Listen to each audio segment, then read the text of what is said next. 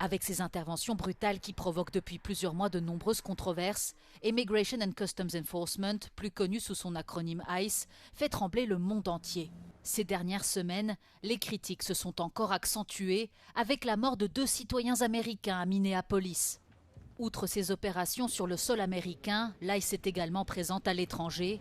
Sa branche internationale, le service de sécurité intérieure, aussi appelé HSI, compte près de 90 bureaux dans 50 pays. HSI est une autre branche de ICE, de cette police, qui, elle, est donc déployée à l'étranger, au départ pour lutter contre le narcotrafic, contre tout projet de terrorisme qui pourrait menacer la sécurité intérieure des États-Unis ou de ses alliés, ou tout ressortissant américain.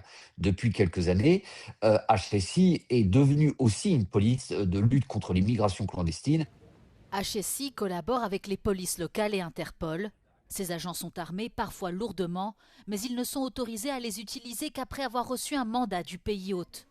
Mais cette règle de principe est parfois complètement ignorée dans des cas spécifiques, selon Romuald Sciorra. N'oublions quand même jamais que dans certains pays au gouvernement plus faible, à l'économie plus faible, très dépendant des États-Unis, des pays parfois injustement catalogués, pour reprendre la rhétorique trumpienne, hein, bien évidemment, de pays de merde, cette police s'est permise de dépasser évidemment les règles normalement imposées et d'agir comme bon lui semblait. Des unités de l'HSI vont bientôt être déployées aux Jeux d'hiver de Milan-Cortina qui commencent ce week-end. Elles étaient également présentes lors des derniers Jeux olympiques de Paris en 2024.